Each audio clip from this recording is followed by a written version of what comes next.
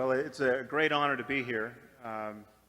It seems to have fallen to me and my colleagues, Christopher and Dan, to argue against God in what I am now told is the most religious state in your nation.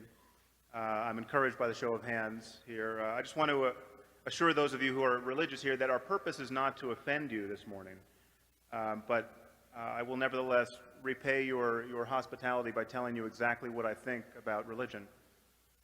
Now, as someone who has spent the last 2 years criticizing religious faith, I've become quite familiar with how people of faith rise to the defense of God.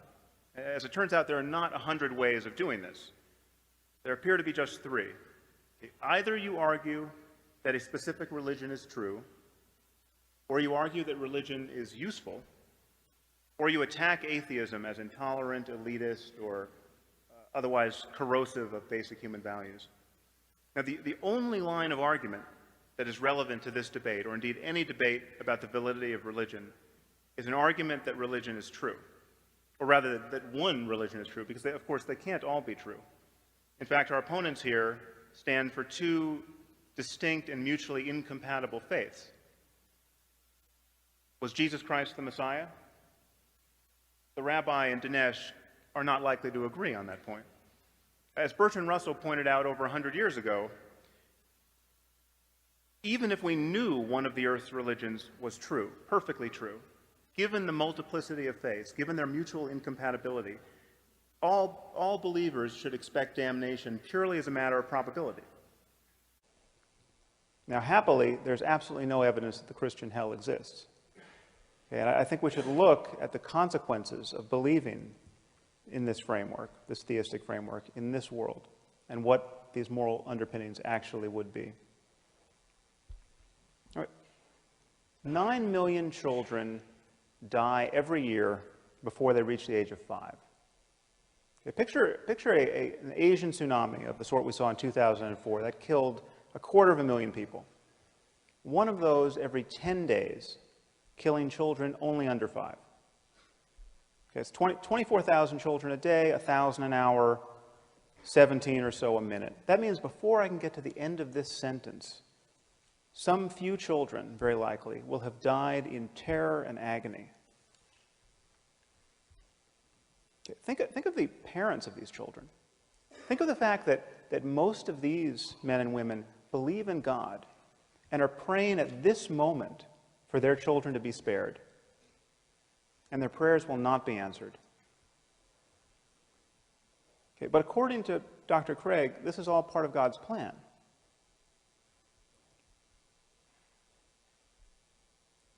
Any God who would allow children by the millions to suffer and die in this way, and their parents to grieve in this way, either can do nothing to help them or doesn't care to. He is therefore either impotent or evil.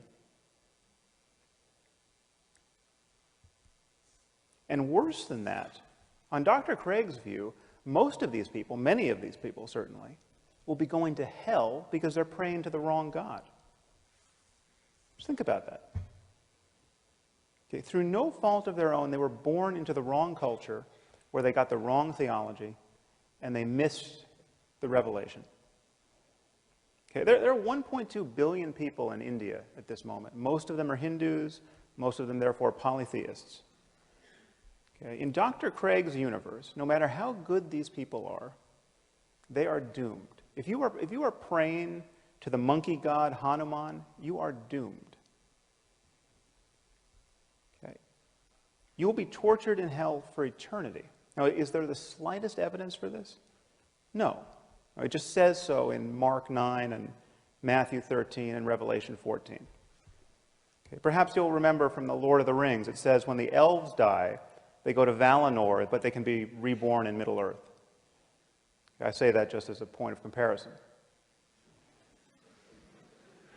Okay. So God created the cultural isolation of the Hindus. Okay. He engineered the circumstance of their deaths in ignorance of revelation. And then he created the penalty for this ignorance, which is an eternity of conscious torment in fire. Beliefs are not like clothing. Okay. Comfort and utility and attractiveness cannot be our conscious criteria for adopting them. To believe a proposition, you have to believe that you have good reasons for believing it. And the effect that this belief will have on your life cannot be among those reasons. And this is what it is to be clouded by bias. This is why we have phrases like wishful thinking and self-deception. To really believe that there is a God is also to believe that you stand in some relation to his existence, such that if he didn't exist, you wouldn't believe in him. How does the supposed usefulness of religion fit into this scheme? It doesn't. So let's return to this question of truth. It's very common for people to say there's no conflict between religion and science because they relate to different subject matters. Okay, this is a lie. Religion and science both make claims about the way the world is. They make incompatible claims about the same reality, and they make these claims based on very different standards of evidence and modes of argument. It should be quite clear that there's a conflict, a perfect conflict, between demanding good evidence for what you believe and being satisfied with bad evidence or no evidence. So religion and science are in conflict because there's no way to disentangle religious and scientific truth claims. The claim that Jesus was born of a virgin, say, it's a central claim to Christianity. It is also a claim about biology. The claim that he rose from the dead and will return to earth is a claim about history. It's a claim about the human survival of death. It's a claim apparently about human flight without the aid of technology. Jews, Christians, and Muslims, while they disagree on many things, all agree that on the day of judgment, every person who has ever lived will be physically resurrected. Just which scientific laws does this violate? One's tempted to say all of them. If the basic claims of religion are true, science is so blind to this underlying reality, and the laws of nature are so susceptible to supernatural modification as to render the whole enterprise of science ridiculous.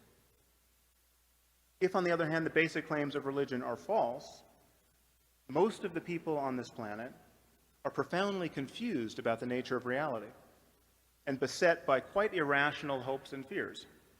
And many people are simply wasting their lives and spreading delusion, often with tragic results. It seems to me no thinking person can be indifferent between the two sides of this dichotomy. Now, it's often imagined that non-believers like myself must be in principle closed to spiritual life. This is not true. You can have a deep spiritual and ethical life without lying to yourself or to your children about the nature of reality, without pretending to know things you do not know. There's nothing that prevents a non-believer from experiencing ecstasy and self-transcending love and rapture and awe. In fact, there's nothing that prevents a non-believer from going into a cave and practicing meditation for a year like a proper mystic. What non-believers don't tend to do is make unjustified and unjustifiable claims about the nature of the cosmos and about the divine origin of certain books on the basis of those experiences. That is a difference worth noticing. So I want to suggest to you that whatever is true about our circumstance, ethically and spiritually, can be discovered now and can be talked about in language compatible with our growing scientific understanding of the world and of the human mind. Whatever discoveries are there to be made about how to maximize human well-being can be talked about in language that is not an outright affront to all that we've come to know in the last 2,000 years. And to subscribe to one of the Iron Age religions, like Christianity, Judaism, and Islam, is to make the tacit claim that that is impossible, that there is, in fact, no way to understand our circumstance using the tools of our modern understanding of the world, that some measure of superstition is necessary, some measure of mythology, that we have to lie just this much. The point is, we can place our confidence only in human conversation. And the question is, do you want to place it in a 21st century conversation where we have all of the world's literature and learning available to us? Or do you want to place it in a first century conversation?